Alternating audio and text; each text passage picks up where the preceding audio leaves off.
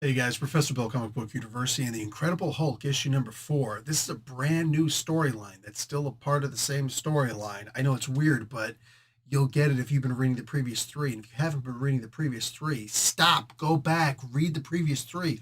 Holy crap, do you not realize what you're missing? This is one of the best books on the market today. In fact, this issue, even though there's a different artist in here, love the artist, I realized today the way that this is being written, it's as if Scott Snyder, witches, and all that other crazy, psycho, scary horror crap that he writes, it's as though Scott Snyder himself were writing the Hulk. Maybe one day that'll happen. For now, oh, this is good enough. Let's get talking more about that. First, let's give credit where credit's due. So, this is called The Riddle of the Man Thing. Part 1. Philip Kennedy Johnson is the writer. Travel Foreman is the guest artist. Matthew Wilson on color art and VC's Corey Petit doing letters. Cover art by Nick Klein. There's only one variant cover out there by Francis Manapool. Oh, and then there's a second one. Okay, so there are 3 covers out there. The other one's by C.F. Vila and Federico Blee. And the Hulk was, of course, created by Stan Lee and Jack Mother F. Kirby. Okay, so the images that you're looking at right now in the preview are not the actual first pages of the comic book.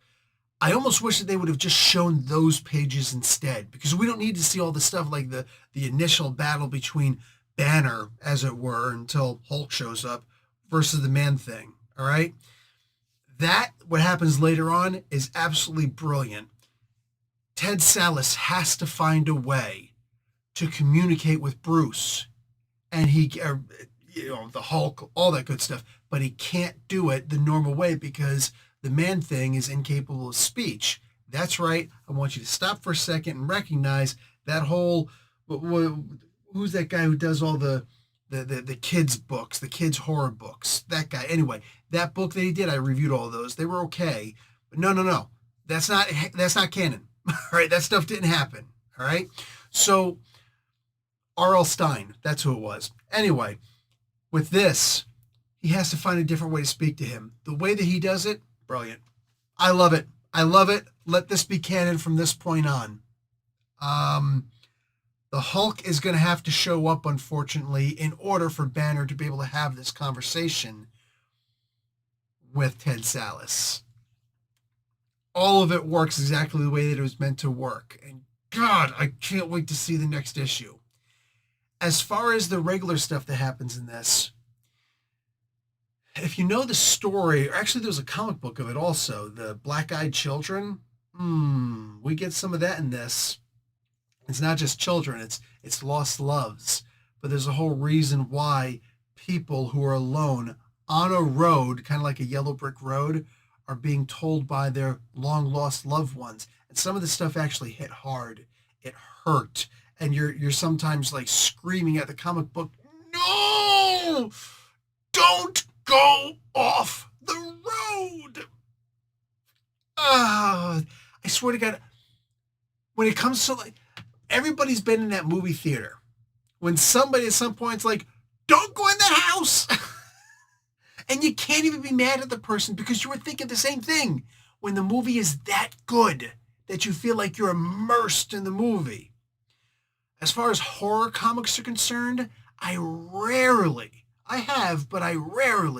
feel that entrenched in it. I rarely feel like, oh no, I actually feel like I'm there.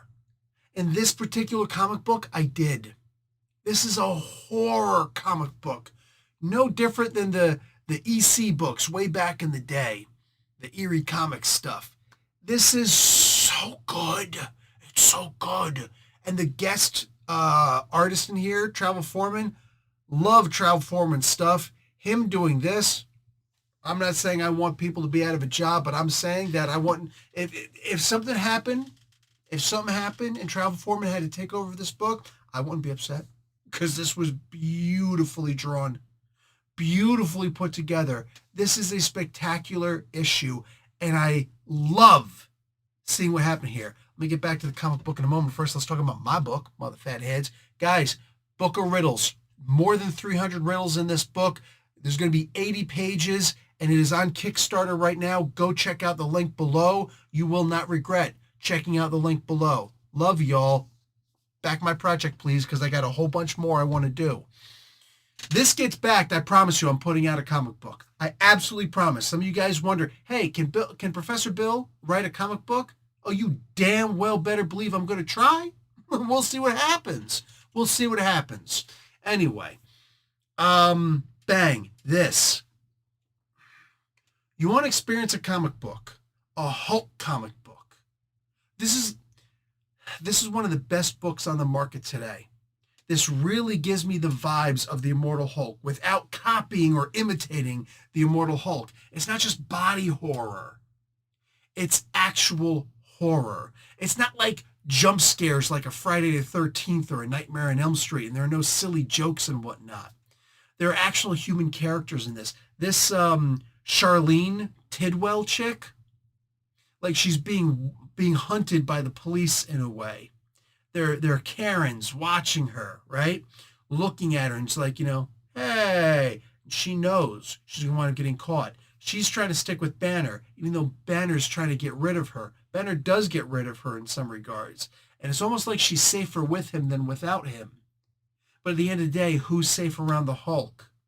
There are so many questions and so many ways that this book can go. And I'm so entrenched in it right now. I feel like no matter which way it goes, it's going to be good. I don't want to sit here and start blowing smoke.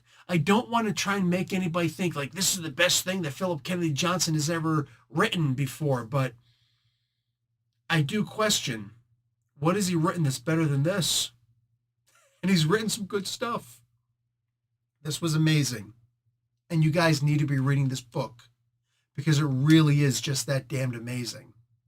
You're not going to be disappointed. If I had one book that I could recommend that has been coming out consistently, this is the book.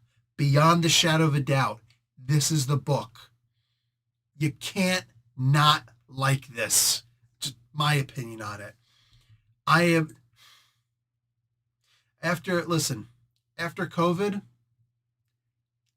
I feel like comics have taken a huge dip. I feel like they've taken a huge L. And they just haven't been good. They've been gone for almost 2 years. And then just a lot that's out there, man, that's been coming back. It hasn't been good. It really just hasn't. And suddenly I'm feeling like back in the day when I used to put out sometimes 30 or more videos a week. I can't do that again because I wasn't working full time back then. Right now I'm doing a lot. I'm juggling like crazy, but this feels like back then when the comics were so good, when I was in love with the things that I was reading. This is what it feels like again. And this comic book exemplifies that probably more than anything else out there. Number 2 would probably have to be Immortal Thor. This book is so good. Check this book out on my recommendation. Also check out my book on my recommendation. I will talk to you guys, a lot of you guys, you really like my opinions on stuff. You really like hearing me being fair about things. You review my book. Tell me if it's any good. I think it is, especially if you play fantasy role-playing games like Dungeons and Dragons. I'm telling you. Love you guys. Talk to you later. Like the video, watch an ad, back my Kickstarter. Take care. Professor Bill, Comic Book University. Class dismissed.